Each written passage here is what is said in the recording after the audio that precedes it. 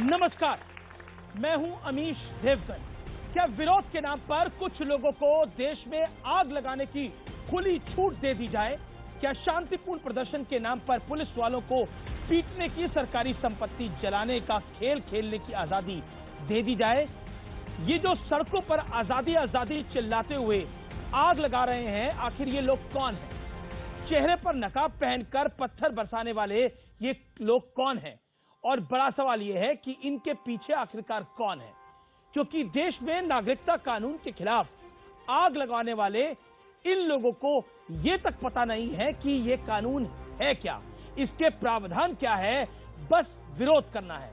क्योंकि इसी देश में कुछ नेता मोदी के नाम पर डर की दुकान सजाकर बैठ गए हैं। तो आज इसी मुद्दे पर होगी जनता के बीच, जनता के मुद्दे के ऊपर सबसे बड़ी बहस। कानून का पता नहीं, मुसलमानों की कोई खता नहीं।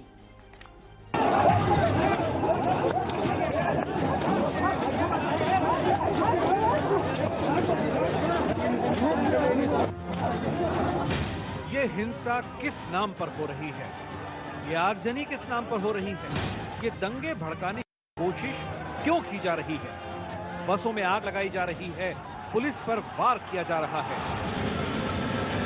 ये सब इसलिए हो रहा है क्योंकि चंद लोग एक समुदाय विशेष को भड़काने और उकसाने में जुटे हैं कि नागरिकता कानून से इस देश के अल्पसंख्यकों की नागरिकता खतरे में पड़ जाएगी। और इसके बाद शांतिपूर्ण प्रदर्शन के नाम पर कौन सा खेल खेला जा रहा है, उसकी बानगी भी देख लीजिए।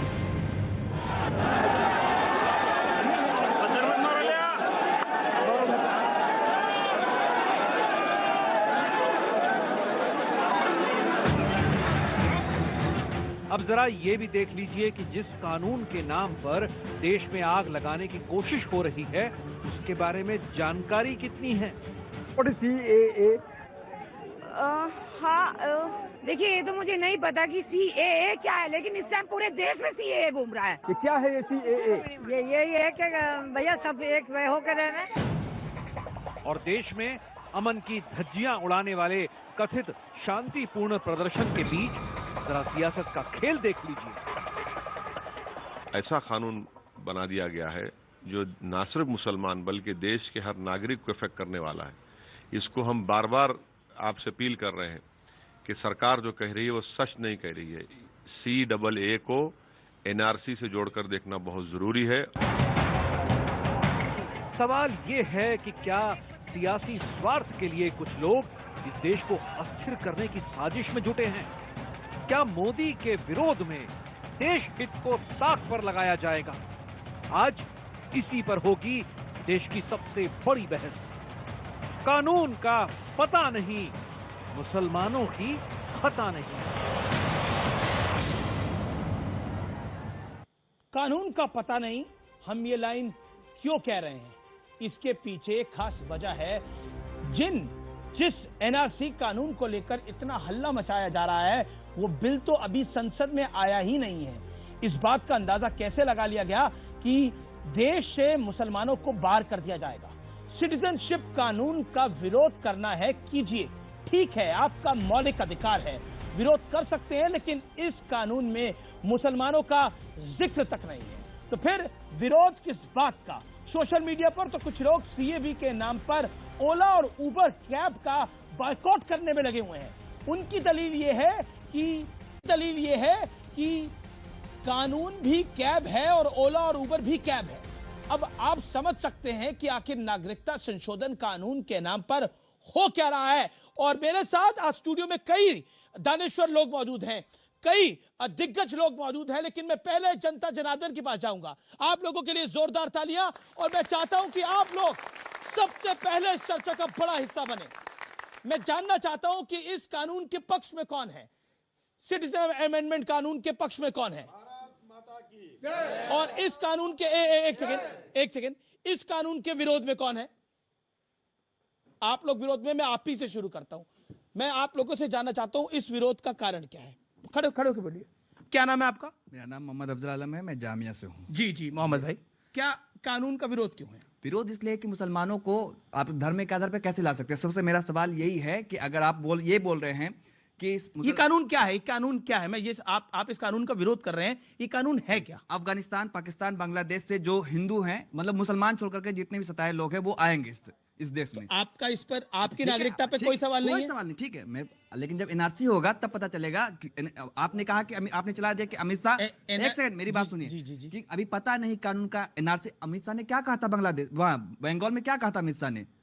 अमित शाह ने साफ कहा था कि पूरे देश में आएगा। पूरे देश में जब आएगा तो लाइन में कौन लगेगा? अरे नोटबंदी के समय में तो लाइन में लगे, क्या हो गया? अभी एनआरसी कानून तो आया नहीं। अरे तो अमित शाह कह चुके हैं, गृह मंत्री जो कहते हैं वो करते हैं। 370 जो उन्होंने कहा कि 370 पे मैंने बोला वो आया। तो वो तो ये आपने बोला जो गृह मंत्री कहते हैं वो करते हैं, पर वो तो ये भी कह रहे हैं कि एनआरसी अगर कानून आएगा तो मुसलमानों को कोई इसकी चिंता करने की जरूरत नहीं है। ऐसा होता तो मुसलमान पिट रहे हैं जामिया में, जिस कदर बच्चे को मारा गया, आपने दिखाया उसको किस कदर बच्चे को मारा गया। पर जो लोग पिट रहे हैं उन्हें पता ही नहीं वो क्यों लोग पिट रहे हैं। वो भाई साहब आपको पता है? हाँ बिल्कुल पता है कि जामिया से उन्हें तो पता नहीं लगा, वो इसीलिए तो लड़ रहे हैं हम लोग, जिन्हें पता नहीं। जानकारी आवाज कहाँ से उठती है? पता नहीं है तो लड़ाई नहीं। मैं सवाल पूछ रहा हूँ, पता नहीं तो लड़ाई लड़ेंगे? आवाज कहाँ से उठती है? मेरा सवाल आपसे, पता बिल्कुल पता है, जिन्हें पता नहीं। और मैं एक और किसी को लेता हूँ। कौन पूछता है, बोलना चाहता है? आप बोलना चाहते हैं? क्या है ये कानून, क्या है जिसके बारे का जिसका आप विरोध कर रहे हैं? मतलब विरोध कर रहे हैं सीएए के बारे में आप पूछ रहे हैं? हाँ, अब तो सीए नहीं, अब तो सिटीजन एक्ट है। ये विरोध क्यों है आपका? हाँ तो सर इसमें मतलब विरोध करना एक अलग चीज है, विरोध कर रहे हैं, लेकिन विरोध करने के दौरान जिस तरह से मारा जा रहा है। नहीं, अभी ये कानून क्या है, मैं ये समझने की कोशिश कर रहा हूँ ना आपसे। ये कानून क्या है? सिटीजन बिल जो है ये क्या है? ये सिटीजन एक्ट क्या है? सर सिटीजन एक्ट है कि अफगानिस्तान, पाकिस्तान और बांग्लादेश से जितने भी माइनॉरिटी लोग हैं, जो मतलब नीचे तबके के लोग जिनको सताया जा रहा है, वो देश में आए उनको नागरिकता मिलेगा। लेकिन उसमें जिनको सताया गया वो कुछ लोग मुसलमान भी होंगे, तो उनको क्यों नहीं नागरिकता दिया जाएगा? तो पाकिस्तान में जितने मुसलमान हैं उनको नागरिकता, या अफगानिस्तान में जितने मुसलमान हैं उनको नागरिकता मिल जानी चाहिए? सर आप समझे नहीं, मैंने ये नहीं बोला। मैं बोला कि उनके साथ जो मुसलमान जो तड़प के आए हैं भारत में कि हम भी रहना चाहते, सेकुलर कंट्री के नाम पे, कि हिंदुस्तान एक सेकुलर। जानकारी थोड़ी कम है, 600 अहमदियों को नागरिकता दी थी हिंदुस्तान ने। वो तो ठीक है सर, लेकिन मुसलमान का जब नाम नहीं इसमें रखा गया, इसलिए इतनी ज्वाला उठी है सर, कि मुसलमान को आखिर क्यों हटाया गया? जी वो सही आपकी बात। जी अब हुआ अब आपकी बात को रखा गया ना। अब मैं सीधा पैनल का रुख करता हूं। मेरे साथ आज कौन कौन जुड़ रहा है? मेरे साथ मौलाना अंसार रजा साहब हैं, उनका अभिनंदन है। मेरे साथ इस चर्चा में निकत अब्बास है, उनका स्वागत है। मेरे साथ आसिफ खान है, कांग्रेस पार्टी के वरिष्ठ नेता, उनका स्वागत है, विधायक भी रहे। मेरे साथ इस चर्चा में प्रेम शुक्ला है, भारतीय जनता पार्टी के राष्ट्रीय प्रवक्ता। मेरे साथ इस चर्चा में शोहेब जबई साहब हैं, जामिया से इनका ताल्लुक भी है, आपका अभिनंदन है सर। मेरे साथ इस चर्चा में शेष नारायण सिंह है, वरिष्ठ पत्रकार। और मेरे साथ इस चर्चा में जुड़े रिजवान साहब भी, सीधा लखनऊ से, मैं उनके पास भी चलूंगा। लेकिन मैं सबसे पहले आपके पास आसिफ साहब आना चाहता हूं। जो एलएलबी और एलएलएम कर रहे हैं, आप तो उनके साथ तो लाठियों से पेश आ रहे हैं, उनके हाथ पैर तोड़ रहे हैं, उनकी आंखें बाहर को लटक जाती हैं। उनसे आपको पूछना चाहिए। और जो एक जाहिल तबका मुसलमानों का है, आप जाकर उनसे पूछ रहे हैं कि सीएए क्या होता है? नहीं है कोई भाई, नहीं, ये सही जवाब दे रहे हैं। आपको सही जवाब नहीं है। मैं इनसे नहीं कह रहा, जो आप अपने चैनल पे दिखा रहे हैं। तो सबसे पूछेंगे ना, भीड़ में तो वो सब भी है ना। आप जो लॉ पढ़ रहे हैं, आप उनके तो हाथ पैर तोड़ रहे हैं। आसिफ जी क्या कह रहे हैं? आप आसिफ जी क्या कह रहे हैं कि आप उनसे पूछिए जो इनके लिए नेतागिरी कर रहे हैं, जो पीछे भीड़ चल रही है उससे मत पूछिए। ये जो पत्थर चला रहा है कौन है? जामिया मिलिया इस्लामिया के स्टूडेंट्स हैं जो लॉ कर रहे हैं। एक जिन्होंने बस चलाई वो कौन थे? एक अनुज्ञा हिंदू लड़की है जो छत्तीसगढ़ से आई थी। आप जामिया के स्टूडेंट की बात कर रहे हैं। अब आपको मैं एक फैक्ट दिखाता हूं। मैंने कुछ नहीं बनाया खुद से, मैंने खुद से कुछ नहीं बनाया, ये सब कुछ आया है जाने माने बॉलीवुड के एक्टर फरहान अख्तर से। पूछा गया एक संवाददाता ने कि ये कानून क्या है, बताइए। उनका जवाब क्या था? प्रेम शुक्ला, शेष जी, मौलाना अंसार रजा, आप ध्यान से सुनिएगा, जवाब सुनिए। और फिर एक फिल्म का डायलॉग भी मुझे याद में आता है। नागरिकता कानून पर झूठ का बाजार इतना गर्म है कि इससे आम लोग तो छोड़िए, खास लोग भी अछूते नहीं हैं। इसका नमूना देखिए, बड़े कलाकार फरहान अख्तर को सुनिए। लेकिन अगर आप देखें उन डिटेल्स में तो ऐसा लग रहा है कि हो सकता है, कुछ ऐसा लगता है ना कि हो सकता है। मतलब अगर आप पढ़ेंगे क्या लिखा उसमें, तो it seems like it's a possibility. And people here, why would so many people be concerned if everything was okay? Why would so many people be concerned? Not just in Mumbai, in Assam. ये अज्ञानता की पराकाष्ठा नहीं तो और क्या है। बिना पढ़े समझे उतर गए सड़क पर। ये सब देखकर एक फिल्मी सीन आज देखना बेहद जरूरी है। नमस्ते। क्या बात है, ये प्रदर्शन क्यों कर रहे हो? क्योंकि हमें तकलीफ है। क्या तकलीफ है? हमारी मांगे पूरी करो। मांगे क्या है? इंकलाब जिंदाबाद। हाँ, वो तो ठीक है, पर मांगे क्या है? तानाशाही नहीं चलेगी। किसकी? किसी की। अरे मांगे तो बताओ। अंग्रेजों भारत छोड़ो। भारत छोड़ो। आसिफ साहब, मैं आप ही के पास आता हूँ। फरहान अख्तर साहब तो पढ़े लिखे आदमी हैं। वो कह रहे हैं शायद इसमें कुछ होगा। फरहान अख्तर कह रहे हैं शायद इसमें कुछ होगा। नहीं, तो आपने बोला कि जो अनपढ़ मुसलमान है उनको जानकारी नहीं है। मतलब ये तो आप पढ़े लिखे फरहान अख्तर को जानकारी नहीं है, पढ़ी लिखी हुआ कुरैशी को जानकारी नहीं है, पढ़े लिखे जावेद जाफरी को जानकारी नहीं है, इनको जानकारी क्यों नहीं? एक सेकंड रुकिए, आसिफ साहब को बोलने दीजिए। 20 करोड़ मुसलमानों को जूता मार रहे हैं आप। क्या तरीका है ये? जूता नहीं मारा, ये क्या है फिर? मत करिए। ये क्या है फिर? ये क्या है फिर? ये क्या है? ये आपने फिल्म का सीन क्यों जोड़ा इसमें? आसिफ साहब बोलिए। आपने ये फिल्म का सीन क्यों जोड़ा इसमें? आसिफ साहब बोलिए। इसमें फिल्म का सीन आपने क्यों जोड़ा? आप जाहिर समझते हैं 20 करोड़ मुसलमानों को? आपको पता है जब न्यू क्लियर डील में मेंबर ऑफ पार्लियामेंटों से पूछा गया था कि न्यू क्लियर डील क्या है, तो वो ये कहते थे हमारे उन्हें भी दिखाया था, उन्हें भी मैंने दिखाया था, उन्हें भी मैंने ही दिखाया था। ये बताने वाले की गलती है जो सीए बता रहा है कि वो कानून है क्या। उसने तो कह दिया मुसलमान नहीं आएंगे, बाकी सब आएंगे। किसी की समझ ही में नहीं आया कि अमित शाह क्या कहना चाह रहे हैं, तो बताएगा कौन? ये फिल्म का सीन आप पहले काटिए, वरना मैं डिबेट नहीं करूंगा। आपकी मर्जी है। मैं नहीं आपकी मर्जी है। बिल्कुल नहीं। आप जलील कर रहे हैं 20 करोड़ मुसलमानों को। बिल्कुल नहीं, आप झूठ बोल रहे हैं। सीन क्यों डाला? बिल्कुल झूठ बोल रहे हैं। फिर आपने ये सीन क्यों डाला? क्यों नहीं दिखाएंगे हम? क्यों डाला? आप हमारी बोलने की आजादी पर रोक लगाएंगे क्या? क्या साबित करना चाह रहे हैं? आप अपनी बात को रखिए। आप ये साबित नहीं करना चाह रहे। इस सीन से क्या दिखाना चाह रहे हैं? करना चाह रहे हैं कि मुसलमान बेवकूफ आप इस सीन को गलत, आप अपने तर्कों से, मेरा निवेदन ये है, आप इन तर्कों से अपने सीन को गलत साबित करिए। एक सेकंड मैं साबित करता हूं। आप आइए, मैं गलत साबित करता हूं। एक सेकंड बैठिए। ये देखिए, भारत माता की जय है और जय रहेगी, लेकिन नारेबाजी भी कंट्रोल में लगाइए आप लोग। देखिए, मैं आसिफ साहब बोलिए आप। अविनाश जी, हम आपको बताते हैं, ये सिटीजन अमेंडमेंट एक्ट जो है ये कहता है कि पाकिस्तान, अफगानिस्तान और बांग्लादेश से जो धर्म के आधार पर पीड़ित लोग हैं, क्योंकि वो इस्लामिक कंट्री हैं, वहां से जो धर्म से पीड़ित लोग आए हुए हैं हमारे मुल्क में, हम उनको नागरिकता देंगे। वो ये मानते हैं इस एक्ट के तहत कि उसमें हिंदू, सिख, जैन, ईसाई, पारसी आते हैं। मैं एक बात आपसे पूछना चाहता हूं, इस्लामिक कंट्रीज हैं, लेकिन शायद आपको ये पता होना चाहिए कि पाकिस्तान से में सबसे ज्यादा धार्मिक आधार पर पीड़ित वहां के शिया मुसलमान हैं। सबसे ज्यादा वहां धार्मिक आधार पर पीड़ित कादियानी हैं। कादियानों को वहां की गवर्नमेंट ने ऑफिशियली नॉन मुस्लिम करार दे दिया है। रास्ता बंद हो गया क्या? मैं पूछ रहा हूं प्लीज मुझे आप बोलने दीजिए। आप भी बोल रहे हैं, तीसरे लोग और कोई पैनलिस्ट बोला नहीं है अभी तक। आधार पर वहां सबसे ज्यादा पीड़ित अहमदिया हैं। उसके बाद हिंदूज आते हैं। देखिए, आपकी बातों से एक मैसेज आ रहा है कि अहमदियाओं और शियाओं के लिए रास्ता बंद कर दिया गया है। अलबत्ता ऐसा है नहीं। देखिए आप बात तो सुनिए। मैं गलत बोल रहे हैं आसिफ जी। वो उसके लिए आपको एक नया प्रोसेस अपनाना पड़ेगा। तो सबको नहीं देखिए, वही ऑलरेडी प्रोसेस है, पुराना प्रोसेस है, नया प्रोसेस नहीं है। प्लीज, आपको जानकारी नहीं है इसका मतलब। मेरे को पूरी जानकारी है। आपको जानकारी नहीं है। मेरे को पूरी जानकारी है। 600 लोगों को नागरिकता मिली है इसी बिहार पर। अविनाश जी प्लीज। अदनान साहब को कैसे मिली? तभी वही कानून था और कल भी वही कानून है। मैंने ये एक्ट पढ़ा है। इस एक्ट में सिर्फ उसमें ये कहा गया है कि धर्म के आधार पर जो पीड़ित लोग हैं उसमें नाम दे दिए, हिंदू, सिख, ईसाई, जैन, पारसी, ये दे दिए। मैं एक बात ये पूछना चाहता हूं कि आपने नेहरू प्लेस में बाही टेम्पल बनाया है जिसे लोटस टेम्पल कहते हैं।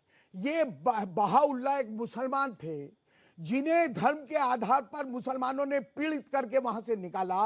वो आदमी ने आज आपके ही शहर में, कैपिटल में, लोटस टेम्पल बहाई एक समुदाय है, आपने उसका जिक्र क्यों नहीं किया? ठीक है, प्रेम शुक्ला हैं, उनसे जवाब ले लेते हैं। लेकिन प्रेम शुक्ला, आप समझा नहीं पाए या कोई समझना नहीं चाह रहा या आपकी मंशा ही समझाने वाली नहीं है? बताइए देश को। देखिए, हमारी मंशा समझाने वाली है और आदरणीय गृह मंत्री जी ने संसद के दोनों सदनों में बहुत सुस्पष्टता के साथ सारी चीजों को कहा है। आप अभी जो कह रहे हैं कि मुसलमानों को नागरिकता मिलेगी ही नहीं, सिटीजन अमेंडमेंट एक्ट, आपने कहा कि आपके बीच में नहीं बोला। बिल्कुल नहीं बोला था। सुन ले थोड़ा आसिफ भाई, इतने उत्तेजित होने की आवश्यकता नहीं है, यहाँ आगजनी मत करिए। जिस तरह नहीं किया है आपने, आप करते हैं ये काम। अभी सिटीजन अमेंडमेंट एक्ट पास होने के बाद भी हसीना बेन नाम की महिला को गुजरात के द्वारका में अभी परसों ही नागरिकता वो मिली इस है। एक्ट के तहत नहीं दी है। मैं माफी चाहता हूँ आपको, बात कर रहे हैं, फिर बीच में गलत ट्रैक पर चल रहे हैं। फिर बीच में वो इस टोक रहे एक्ट के तहत नहीं गई, वो एक भैया, दूसरा फिर टोक प्रोसीजर रहे हैं। उसको अपनाया गया है। फिर टोक रहे हैं। सिटीजन अमेंडमेंट एक्ट एक है, सिटीजन बिल 1955 है ना, एग्जिस्टिंग है ना, उस एक्ट को स्क्रैप नहीं किया है ना, वो एक्ट लागू है ना, उसी एक्ट से अदनान सामी को नागरिकता मिली ना। और आदरणीय गृह मंत्री ने संसद के दोनों सदनों में स्पष्टता से कहा कि लॉजिकल क्लासिफिकेशन के आधार पर इस क्लास के अतिरिक्त जो कोई नागरिकता के लिए आवेदन करेगा, जो तार्किक वर्गीकरण है, उसके तहत वो नागरिकता का हकदार होगा। इससे ज्यादा स्पष्टता से और क्या आगजनी क्यों हो रही है? आगजनी क्यों हो रही है? आगजनी इसलिए हो रही है, बनासकांठा में हुआ, अहमदाबाद में हुआ, लखनऊ में हुआ, जो लोग इस देश को हापुड़ में हुआ, जो लोग इस देश को इस्लामिक उम्मा बनाने का ख्वाब देखते थे, उनका ख्वाब टूट रहा है। उनको पता है कि भारत एक सेकुलर देश है, सेकुलर देश रहेगा। और जो मां भारती पर प्रहार कर रहा है, खूब तालियां बजा लो, लेकिन जो प्रहार कर रहा है उससे पैसे वसूलना भी हमारा अधिकार है। जो तोड़फोड़ कर रहे हैं, सर्वोच्च न्यायालय की बाकायदा इस संदर्भ में रूलिंग है कि जो तोड़फोड़ कर रहे हैं उनके प्रॉपर्टी जब्त करके उनसे वसूली की जाएगी। ये ध्यान रखना। एक सेकंड, अपनी टाइम पे बोलिए, अपनी टाइम पे बोलिए, अपनी टाइम पे बोलिए। बोलाना सर, जिन्ना की औलादें जो है वो पाकिस्तान गई। एक सेकंड, मौलाना एडवाणी जी उसी की समाधि पे पाकिस्तान फूल चढ़ाने गए थे। एक सेकंड, आप देखिए, ये अराजकता मत कराइए, अराजकता मत कराइए प्लीज।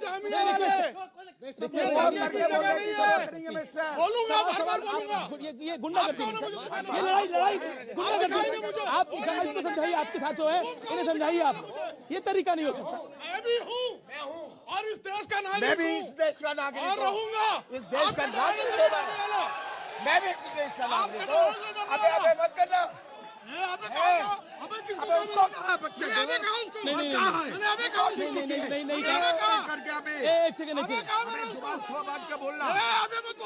एक सेकंड, मर्यादा रखिए आप भी। आप मेरा निवेदन है, एक सेकंड अंसार नहीं, देखिए देखा मैंने। एक सेकंड आसिफ जी, ये तरीका नहीं हो सकता। नहीं, कोई अबे नहीं बोला गया। एक सेकंड, मेरा निवेदन है, ठीक है, अब हुआ। एक सेकंड प्लीज। अंसार, आसिफ जी एक सेकंड, ये पीछे का विजुअल देखिए। ये देखिए गुजरात के बनासकांठा का विजुअल देखिए पीछे। मैं निवेदन कर रहा हूँ, ये क्या हो रहा है? ये क्या हो रहा है? ये विरोध प्रदर्शन हो रहा है। आप मुझे बताइए आसिफ जी, क्या है ये? आप पूछिए, बात से पूछिए, हम जी जवाब जी, देंगे। अंसार रजा, ये विजुअल देखिए पीछे आपके। मैं चाह रहा हूँ, ये क्या हो रहा है? पीछे देखिए ना, मैं देख रहा हूँ, क्या कहना चाहते हैं? कल से देख रहा हूँ। नहीं, क्या है ये? क्या है ये जो लखनऊ में जो हुआ वो क्या है? हमारी पुलिस, हमारी मीडिया वैन को जला दिया गया, हमारी ओबी वैन को जला दिया गया, हमारे रिपोर्टर और कैमरामैन को वहां से जान बचा के भागना पड़ा। एएनआई के रिपोर्टर को दिल्ली के जामिया के पास पत्थर लग गया। उसके अलावा 3 चैनल्स के रिपोर्टर को पे अटैक हुआ। ये क्या है? ये क्या है? अब बोलूं? ये क्या है? सबसे माइक मेरे ये पास देखिए पीछे वाला, देखिए पुलिस वाला अपनी जान बचा रहा है। पुलिस वाला अपनी जान बचा रहा है। विजुअल देखिए, आप लड़के भी जान बचा रहे हैं। जामिया के लड़के भी जान बचा रहे हैं। नहीं जायज है। बोलिए, तो बोलने तो दीजिए। रुकिए, बोलेंगे। अंसार रजा,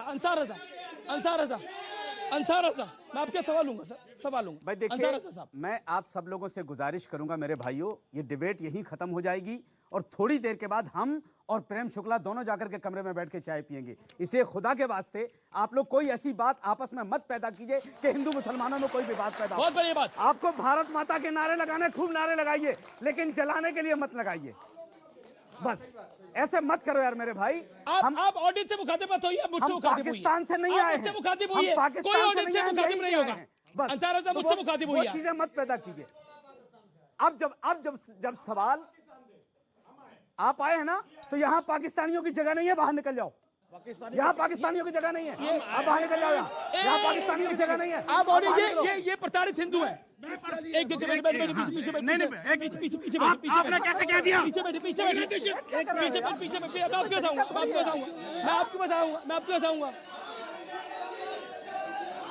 मैं आपके पास आऊंगा, बैठिए। मेरा निवेदन, नहीं हम बोले जवाब देंगे। बैठिए। मेरी जात मेरे धर्म पे उंगली उठाइए। नहीं एक सेकंड, बैठिए। आसिफ एक सेकंड, मुझे 2 मिनट बोलने चाहिए। 2 मिनट नहीं, एक सेकंड। आपने बोला आप ये बेटी है हमारी, जिसका धर्म बचा के मैं आया हूँ। पाकिस्तान से अपनी बेटी का धर्म बचा के आया हूँ, इज्जत आबरू बचाया हूँ। इसको इस्लाम जबरदस्ती इस्लाम धर्म कबूल। आसिफ जी सुनिए, आसिफ जी एक जगह नहीं है। अब बैठिए। कैसे जगह नहीं है हमारे लिए? और किसके लिए? हम लोग वहाँ से ये बेटी की मैं धर्म बचा के आया हूँ पाकिस्तान से। बस ठीक है, बताइए। हमारे लिए धर्म नहीं होगा, किसके लिए होगा? लगाओ नारा मुर्दाबाद का, लगाओ मुर्दाबाद का नारा। ये क्या कर रहे हैं आप लोग? एक सेकंड। जी। लेकिन ये पाकिस्तान से प्रताड़ित, ये पाकिस्तान के प्रताड़ित हिंदू परिवार है। एक सेकंड रुकिए, आप लोगों में एक सेकंड। हम बोल रहे हैं। आपने बोला अपनी बात को, आप बैठिए। देखिए, ऐसा मत तूफान खड़ा करिए कि मुझे डिबेट यही रोकनी पड़ जाए। मौलाना अंसार रजा, ये आपने शुरुआत में बड़ी ज़हीन महीन बात बोली, अच्छा था, लेकिन अब ये बोलना गलत था। क्या बोला? वो अपनी इज्जत बचा के आए हैं। मैंने क्या बोला? निगत अब्बास। मैंने क्या बोला? निगत अब्बास। बोला क्या? निगत अब्बास मैंने बोला क्या? मैं ये कह रहा हूँ पाकिस्तान मुर्दाबाद। मैंने बोला क्या इसके अलावा? बैठिए। यहाँ कोई अगर मुस्लिम दुखी है, बैठिए। कोई जा रहा है, कोई एक भी। बैठिए। भाई एक सेकंड, नारेबाजी नहीं ना, और आप भी नारेबाजी नहीं भाई, नारेबाजी बिल्कुल नहीं, बिल्कुल कोई नारेबाजी नहीं करेगा। एक सर आप रुकिए।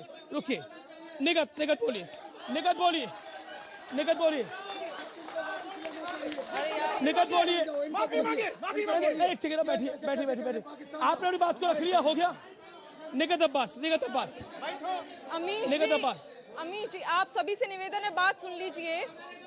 भाई साहब आपने अपनी बात को कह लिया, शांत बैठिए। देखिए, देश के सुनहरे भविष्य में जहर बोने वाली जो ये सियासत है, इतनी बेशर्मी की खेती ये लोग कर रहे हैं कि इन्हें पता नहीं है कि इस समय इंसानियत को, हमारे देश को और वक्त को जहर घोला जा रहा है और उसे बर्बाद किया जा रहा है। बिल्कुल सही, पाकिस्तान की हम बात करते, जब जिन्ना का 2 नेशन थ्योरी आई थी और धर्म के नाम पर विभाजन हुआ था, दोनों देशों ने ये बोला था हम अपनी रिस्पेक्टिव माइनॉरिटीज का ख्याल रखेंगे। भारत ने बखूबी वो वादा निभाया, पाकिस्तान फेल हुआ। एक सेकंड, पाकिस्तान उस बात पर बखूबी फेल हुआ और वहां पर जो अल्पसंख्यक थे, या तो उनका धर्म परिवर्तन कराया जबरन, और जो बहुसंख्यक थे उनका कर्म परिवर्तन कराकर उनको आतंकवाद बनाया। तो मुझे बताइए, जो वहां से आतंकवादी जैसे लोगों का जो यहाँ पर विस्फोट हुआ था जनसंख्या का, उसको वापस क्यों ना भेजा जाए? यहाँ पर लड़ाई राष्ट्रवाद और विपक्ष के जो अलगाववाद है उससे है, जो उनके अराजकवाद है उससे है। यहाँ पर लड़ाई विकास बनाम विनाश की है। जहां मोदी सरकार विकास कर रही है,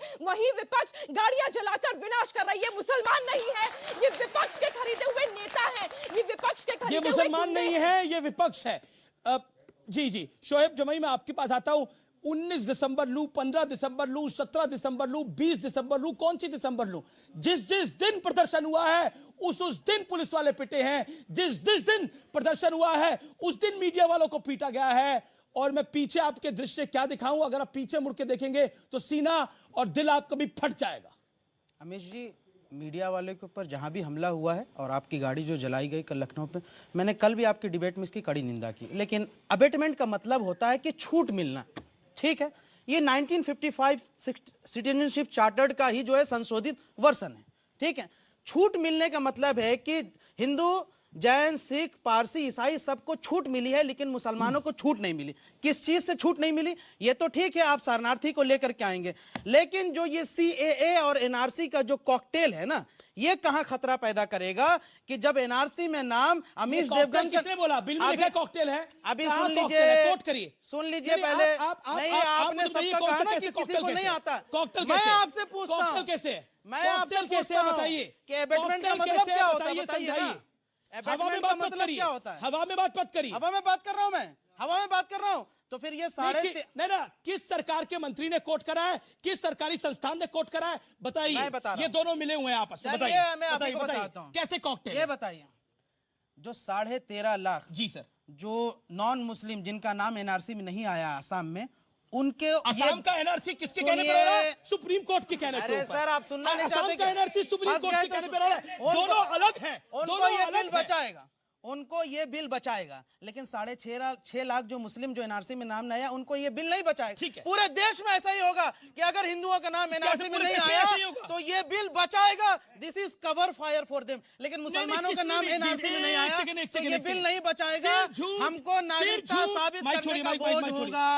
अमीर देवगन यही है इस बिल के बारे में। बात को बोल रख लिया अपनी, अब आराम से। सब सेक्शन कितनी देर और बोलना चाहते हैं बताइए, कितनी देर और हो गया? पॉइंट नंबर 2 अब मैं बताता हूं, व्यूअर्स को व्यूअर्स बताना जरूरी है। सिटीजनशिप चार्टर एक्ट जाके देख लीजिए आप। गोरखपुर में हिंसा, हापुड़ में हिंसा, लेकिन इस तरह की तकरीरें जब होंगी तो तमाम चीजों को बढ़ावा मिलेगा। असम का एनआरसी जो हो रहा है वो ऑनरेबल सुप्रीम कोर्ट के कहने पे हो रहा है। मैं वरिष्ठ वकील रिजवान अहमद के पास जाना चाहता हूं, तो जाने माने इस्लामिक स्कॉलर भी हैं, मैं उनका सीधा रुख करना चाहता हूं और उनसे राय जानता हूं। रिजवान साहब, शब्दों की मर्यादा के अंदर आप क्या कहना चाहते हैं? क्या आपको लगता है कि सरकार भेदभाव कर रही है जो परोसा जा रहा है? जय हिंद वंदे मातरम, जय हिंद वंदे मातरम, अस्सलाम वालेकुम। अभी किसी ने ये बोला कि भारत माता बोलो पर जलाने के लिए नहीं बोलो। अरे तुम भारत माता की जैसे जलते क्यों हो? मैं तो नहीं जलता। बोलो भारत माता की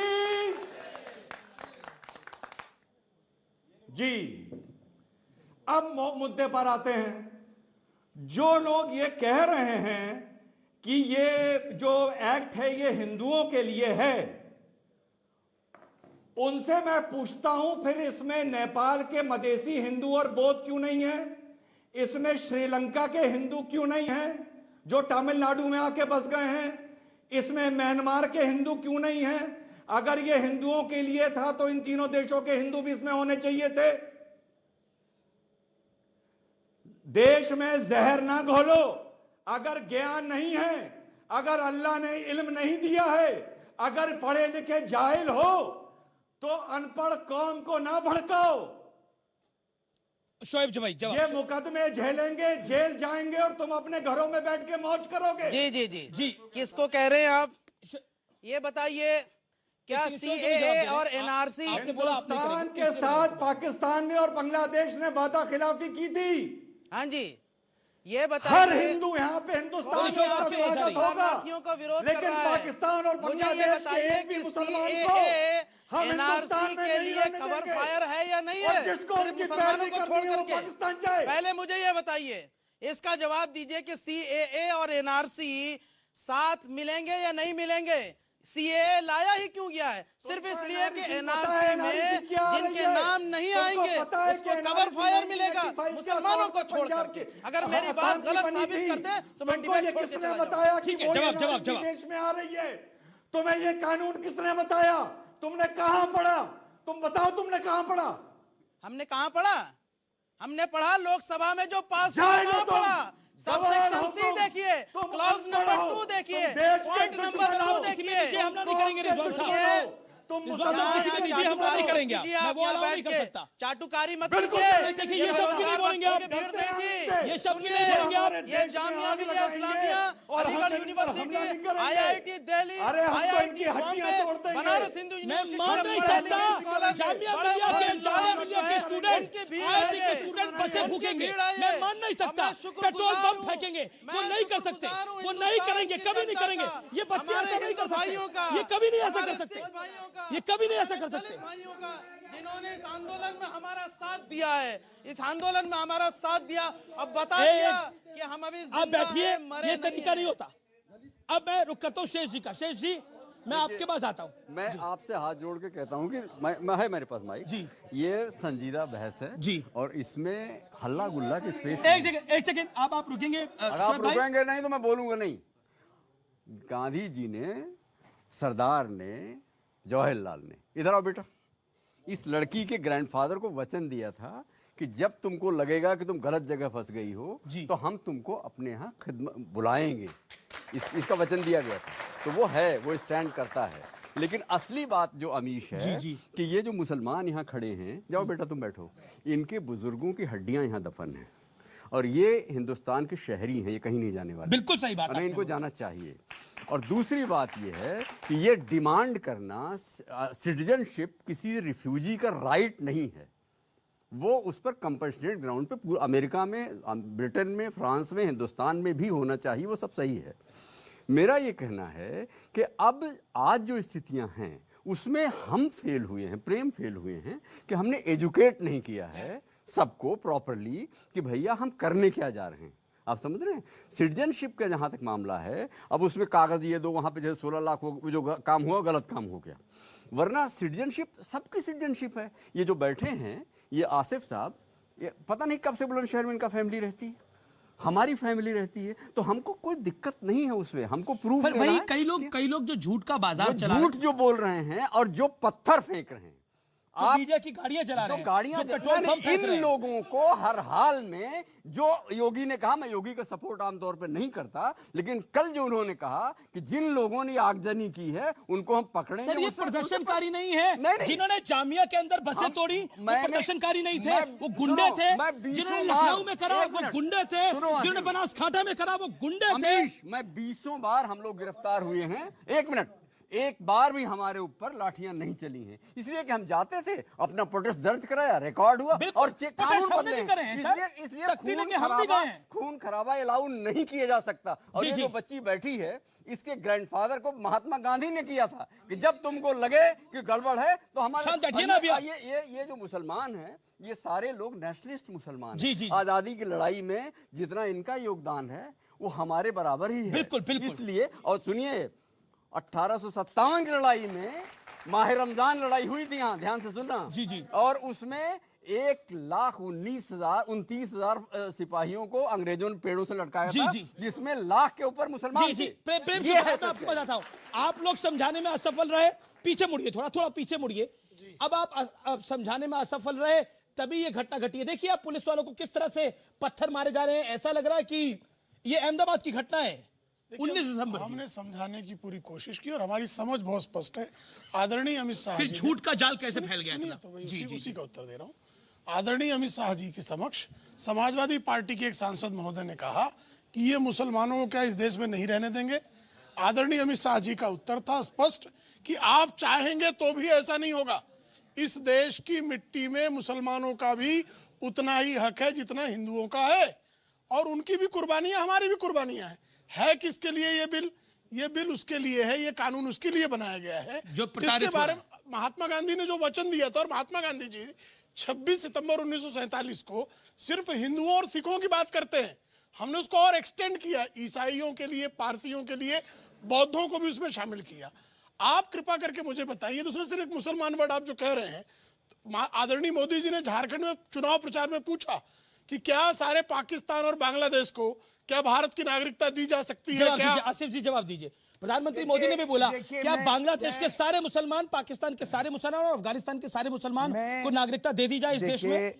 मैं बिल्कुल नहीं देनी चाहिए, हम इसके बिल्कुल खिलाफ हैं। तो फिर लड़ाई किस बात की लड़ रहे हैं? अब आप सुनिए, लड़ाई किस बात की? हमारा ये मानना है, हम इस बात पे यकीन रखते हैं कि अगर किसी भी देश को धर्म के आधार पर बांट दिया जाए और धर्म के आधार पर लोगों को आपस में लड़ा दिया जाए, वो मुल्क तबाह और बर्बाद हो जाए। तो 1947 में तो धर्म के आधार पर बटा था ये देश। 1947 में तो यही हुआ था।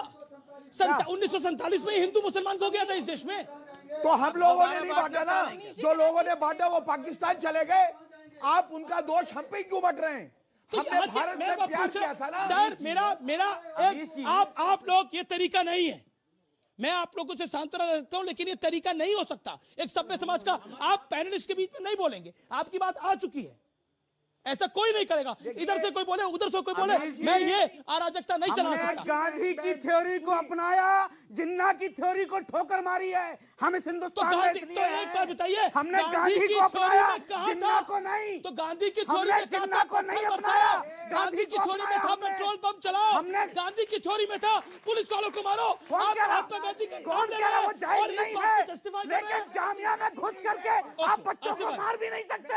आप कैसे जामिया में घुस करके आप औरतों को मारेंगे, लड़कियों को मारेंगे? ये क्या है? ये एक सेकंड ये कोई तरीका थोड़ी है। अंसार भाई एक मिनट, सब जानते हैं कि यहाँ पर काल्पनिक अध्याय रचा जा रहा है और इस काल्पनिक अध्याय के पीछे बहुत बड़ा षड्यंत्र है। और षड्यंत्र सिर्फ ये है कि हिंदुस्तान को हिंदू मुसलमान में बांटकर भाईचारा खत्म करो, अमन खत्म करो। और ये विपक्ष कर रहा है। मैं डंके की चोट पर कहती हूँ, अरे भाई क्या बात कर रहे हो? विपक्ष का मतलब कैसे आ गया? नहीं, निगत कैसे, विपक्ष कैसे आ गया इसमें? अपनी बात रख रही है वो। ये क्या मतलब हुआ? अपना हक मांगने के लिए अमीर जी, जिसको चोट लगती है वही बाहर निकलता है, जिसको चोट लगती है वही बाहर निकलता है। हम तो कह रहे हैं मोदी जी सर्वदलीय बैठक बुलाए ना, मोदी जी सर्वदलीय बैठक बुलाए, समझा दे लोगों को, खत्म हो जाएगा, खत्म हो गई बात। और अलग अगर वही मंत्रालय किसी और माइनॉरिटी के लिए अगर हम बना रहे तो आपको आपत्ति क्या है भैया? आप चाहते क्या कि ऐसा विस्फोट हो हमारे देश में कि जितने बाहरी लोग कौन कर रहा है? बैठकर आईएसआईएस एजेंट बनाते ये सीसीटीवी कैमरे लगा पकड़ के ले आओ, तो कर रहे हैं। कौन मना कर रहा है? आप सारी बातें सही है, स्टूडेंट प्रोटेस्ट करें, ये स्टूडेंट प्रोटेस्ट करें, जितना बोलना है बोले। देखिए लेकिन अविनाश आग जी, जलाना सॉल्यूशन नहीं हो सकता ना। रजा साहब, मुझे एक मिनट देखिए, आपके कैमरामैन गए, आपके कैमरामैन को ये शूट करना चाहिए कि बसेस कहां जली हैं। अगर जामा मिलिया कंपाउंड के 1 किलोमीटर के दायरे में अगर कोई बस जली है तो जस्टिफाई कैसे हो वो सकता है? कौन जला रहा है? किसने ये जलाई इंक्वायरी बताइए का ना। मैटर है, ये इंक्वायरी का मैटर है। उसमें आप बच्चों को क्यों इन्वॉल्व कर रहे हैं? बच्चों को किसने इन्वॉल्व करा? प्लीज उन स्टूडेंट को बच्चों को किसी ने इन्वॉल्व नहीं करा। वो आश्रम चौक पर जाइए, अहमदाबाद का शॉट चलाइए, लखनऊ का शॉट चलाइए। एक सेकंड आसिफ भाई, मैं पीछे आता हूँ आपके पास आता हूँ। अब आप मुझे बताइए, ये कौन कर रहा है? हम कंडेम करते हैं। ये कौन कर रहा है? कानून से ऊपर कोई कौन कर रहा है? मुसलमान है, हमारे संविधान से इनके माथे पे लिखा है कि ये मुसलमान है, इनके माथे पे लिखा है कि ये मुसलमान है। आप शांत बैठिए। इनके माथे पे लिखा है कि कोई भी एक सेकंड, ये कौन है? ये कौन है? ये कौन है? क्या कर रहे हैं? ये कौन है? ये कौन है? ये कौन है? ये कौन है? क्यों कर रहे हैं? ये क्यों कर रहे हैं? ये गलत हो रहा है, ये गलत हो रहा है। बैठे गाड़ी के अंदर, गाड़ी को फूका जा रहा है, गलत है वो गलत कही जाएगी। ठीक है, प्रेम शुक्ला, इंक्वायरी में तो ये आसिफ खान महोदय अभियुक्त है कि नहीं है? एफआईआर है इन पे, एफआईआर है इनके खिलाफ। अरेस्ट करवाइए मुझे। हो क्यों जाएंगे घूमने दे रहे हैं अरेस्ट। आप क्यों घूमने दे रहे हैं मुझे? जी आप आपका बताइए। भी सवाल लूंगा, आपका भी लूंगा। मैं तो अकेला आया हुआ हूँ, और भी कुछ? मैंने बसें चलाई हैं, क्यों नहीं अरेस्ट करते मुझे भाई? ठीक है, एक सवाल बताइए मैडम। सर मेरा सवाल ये है, कानून के जानकार आप हैं, पता नहीं इस बिल का क्या होगा क्या नहीं होगा, ये तो सरकार तय करेगी, कोर्ट तय करेगा। बट एज ए स्टूडेंट मैं उस दिन मौजूद थी जामिया के, जब ये प्रोटेस्ट शुरू हुआ था, और मैंने देखा था कि वहां पे किसी भी स्टूडेंट ने ऐसी कोई भी हरकत नहीं करी थी जैसा टीवी पे दिखाया गया। एक तो उनको इतनी बुरी तरीके टीवी पे क्या दिखाया गया? कि टीवी पे बदनाम किया गया ना कि जामिया के स्टूडेंट गुंडागर्दी कर रहे थे, सोशल मीडिया हर जगह, और लोग तो ये भी लिख रहे हैं। मेरे हिसाब से हमारे चैनल ने तो ऐसा नहीं दिखाया कि जामिया के स्टूडेंट गुंडागर्दी कर रहे थे। मैं आपके चैनल पे, लेकिन हमने ये जरूर दिखाया कि बसें जलाई गई वहां पर, उन स्टूडेंट की आड़ में कुछ लोग आए। लेकिन हाँ, वहाँ पे लोग मौजूद थे जो जामिया के नहीं थे। मेरा सवाल ये कि उनको इतने बुरे तरीके से पीटा गया और उसके बाद उन्हें ही बदनाम किया गया, और जब पुलिस जो लखनऊ में हुआ, हाँ उसकी तो मैं बोलती हूँ कि वो बिल्कुल गलत है। ये जो अभी हो रहा है बिल्कुल, जो फिरोजाबाद में हुआ, जो सीलमपुर में हुआ, जो सीलमपुर में हुआ, जो सीलमपुर, क्यों नहीं पूछेंगे? एक सेकंड, क्यों नहीं पूछेंगे? बनासकांठा पुलिस को अगर मारा जाएगा अहमदाबाद के अंदर, बनासकांठा के अंदर, कश्मीर से लेकर कन्याकुमारी तक, तो आवाज उठाई जाएगी। आप क्या चाहते हैं? कोई ना कुछ बोले, ये कोई ना दिखाए। बोलिए मैडम। देश ने जाट आंदोलन देखा है। जब पुलिस ने स्टूडेंट को पीटा, तो तब पुलिस को जब हम किसी कह ने रहे थे, जाटों को नहीं बताया था जैसा आप बचा रहे हैं। जब हम पुलिस से सवाल पूछ रहे थे तो लोग क्यों, ठीक है, निकट अब्बास, क्या तरीका है यार ये? अंसार भाई मेरे क्या तरीका है? पूरा 45 मिनट हो गया यार। नहीं क्या तरीका है ये? निगत अब्बास, मेरा 45 मिनट हो गया यार। निकट अब्बास बोलिए। अमीश जी देखिए, अभी पर्दाफाश हो गया। क्या बोलते हैं शोएब जमाई भाई? ये बोल रहे हैं कि जाट आंदोलन हुआ, किसी ने नहीं बोला। मराठा आंदोलन हुआ, किसी ने नहीं बोला। आप क्या कह रहे हो? हिंदू मुसलमान का डंका तो आप बजा रहे हो। हम तो डंके की चोट पे कह रहे हैं कि जामिया में जिन स्टूडेंट थे वो तो स्टूडेंट थे ही नहीं, वो तो मुसलमान था ही नहीं, वो तो नेता कि ये आंदोलनकारी को आप इनको कपड़ों से पहचानिए, शर्म नहीं आती है? प्रधानमंत्री जी ने क्यों नहीं ये क्यों कहा कि इनको आप कपड़ों से पहचानिए? जाट आंदोलन में कहा गया था कि इनको कपड़ों से पहचानिए।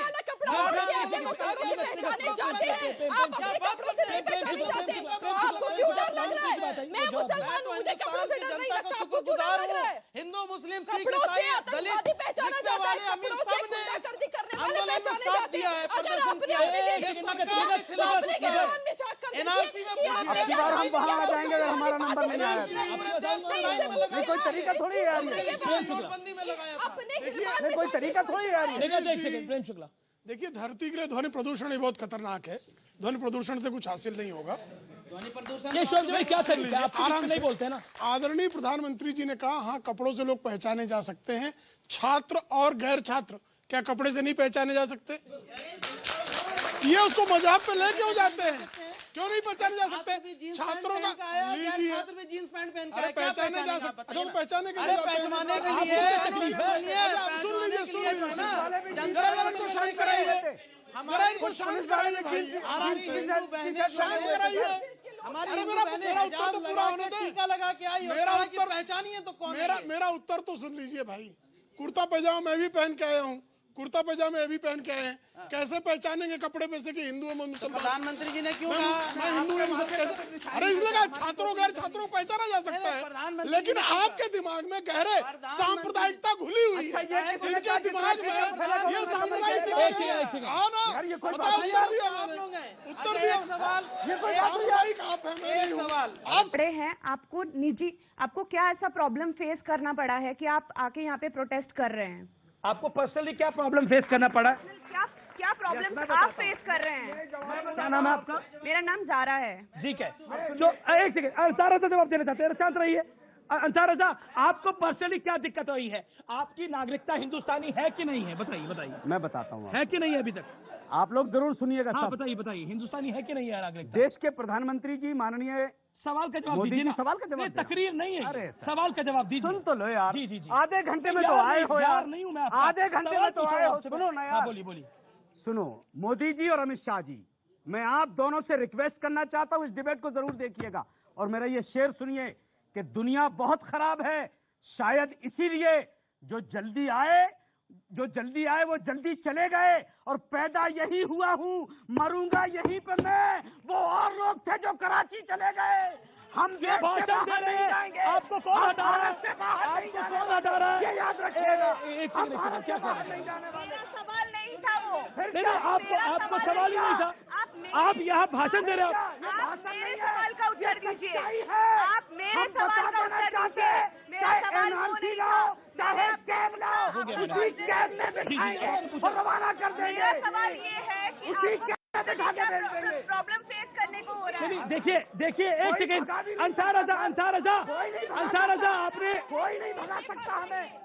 आपने भाषण दे दिया बड़ा, आपने तकरीर दे दी, जैसे मस्जिद में तकरीर दे रहे हैं आप जवाब देते ना, आप जवाब देते ना, ये क्या तरीका है? पीछे जाइए, खुद ही एक्सपोज हो गया, पूरी तरह से एक्सपोज हो गया। मैं एक लाइन में जवाब दे दूंगा इस बात का। जी सुनिए, आप हमारे इस मुल्क के प्रधानमंत्री नरेंद्र मोदी जी हैं। पूरे मुल्क ने कोशिश कर ली कि आप अपनी डिग्री दिखा दिए, वो आज तक अपनी डिग्री नहीं दिखा। जब हमारे प्रधानमंत्री अपनी डिग्री नहीं दिखा पाए तो हम आपको कहां से कागजात लाएंगे?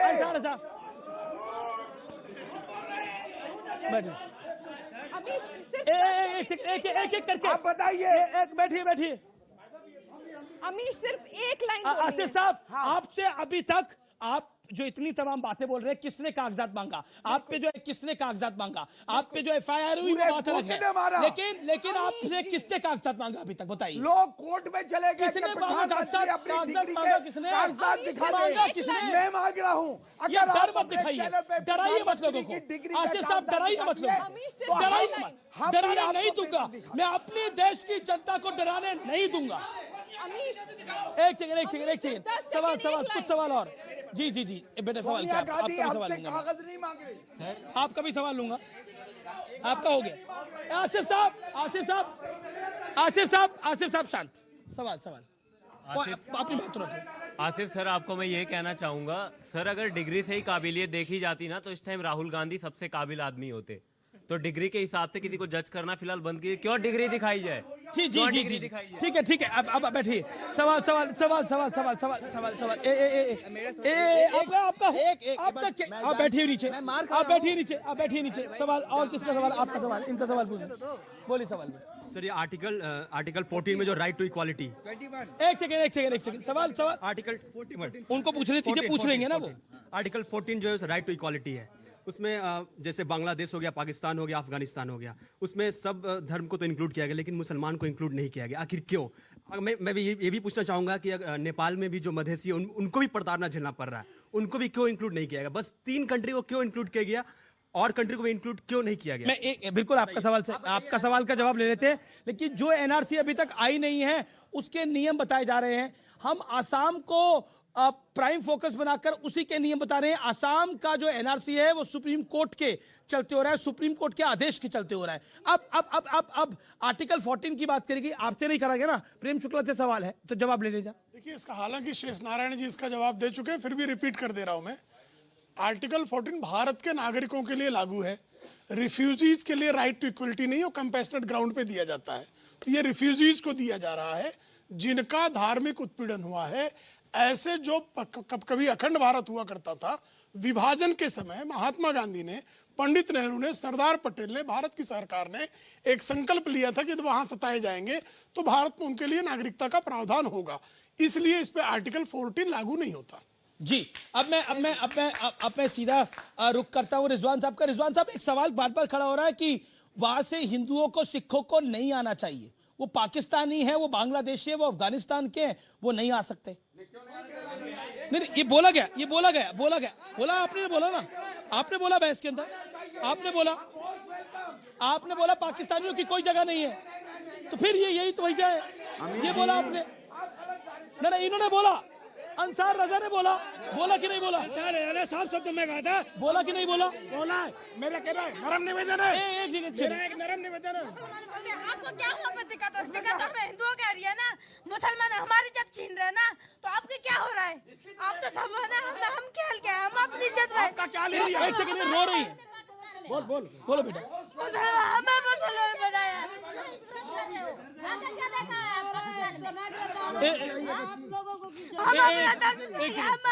मुसलमान से कोई दर्द नहीं सहा। मुसलमान का किसने? हिंदू कोई बोलता है तो मुसलमान से मार देते हैं हिंदू को।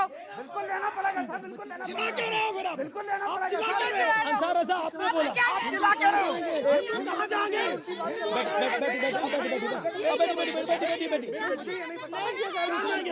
प्लीज इनको बोलने दीजिए। ये लड़की रो रही है, आप लोगों को वो भी नहीं दिखता क्या? इतनी बात थोड़ी हुई है। अंसार रजा ये क्या कर रहे हैं? चुप रहिए।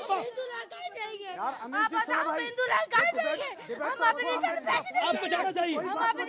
वो लड़की रो रही है, उसके आंसू तो देखिए। आप लोगों को शर्म नहीं आती है करते हुए? हम इनको लेंगे।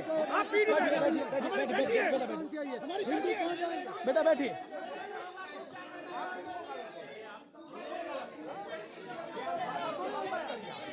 लेकिन देखिए मैं समझता हूँ आपकी पीड़ा, बेटा आपकी पीड़ा को हम समझते हैं, लेकिन इस डिबेट के अंदर अंसार रजा ने जो बोला था उसकी मैं निजी तौर पर निंदा करता हूँ, वो गलत था। मैं निंदा करता हूँ अगर मैंने ऐसा कुछ बोला है तो। अंसार रजा साहब की इस बात की हम सख्त और सख्त मजम्मत करते हैं, निंदा करते हैं।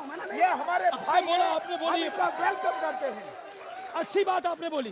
ये इस लड़की के आंसू देखकर मेरा कलेजा फट गया, लेकिन अंसार रजा आपने गलत बोला। आपने बोला इन पाकिस्तानियों को, अरे वो हमारे आंसू आ गए इस बच्ची की आवाज सुन के, इस बच्ची का दर्द सुन के हमारे आंसू आए हैं। को माफी मांगनी चाहिए। अंसार रजा उनको पाकिस्तानी के गाली दे रहे हैं, आप गाली दे रहे हैं उनको। ठीक है, आप अपने शब्द वापस ले लीजिए। बिल्कुल, आप एक बार आप जाके उसको गले लगाइए बच्चे। मुझे लगता है कि एक मिनट मैं बात सुनिए, अरे बात तो सुनिए।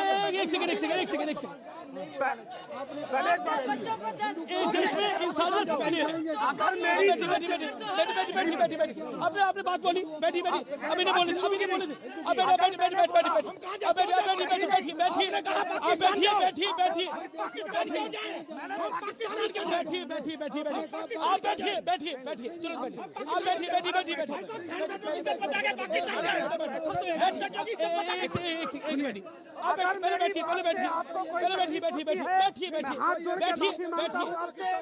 सुनिए, मैं हाथ जोड़ के बैठिए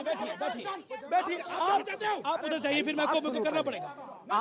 मैं आपसे पांचों लोगों से, अगर मेरी बात से आपको, आप चूंकि गलत ले गए उस बात को, मैंने ये कहा कि मैं किसी पाकिस्तानी को, मैं एक बार नहीं 50 बार कहता हूं कि किसी पाकिस्तानी को अपने भारत में नहीं हिंदू आपकी बात को ऐसे समझा गया। ठीक है, मैं उसके लिए माफी चाहता हूं। मैं माफी चाहता हूं। ठीक है। आज वाकई इस लड़की के आंसू देखकर मेरा दिल तो फट गया। शायद आप लोगों का भी दिल फट गया होगा, यहाँ पर तमाम पैनलिस्ट का दिल भी फट गया। लेकिन ये गुंडे जो सड़क पर पत्थर चला रहे हैं, पेट्रोल पंप लेके आ रहे हैं, ये विरोध प्रदर्शन नहीं हो सकता, मेरे हिंदुस्तान का नहीं हो सकता। नमस्कार।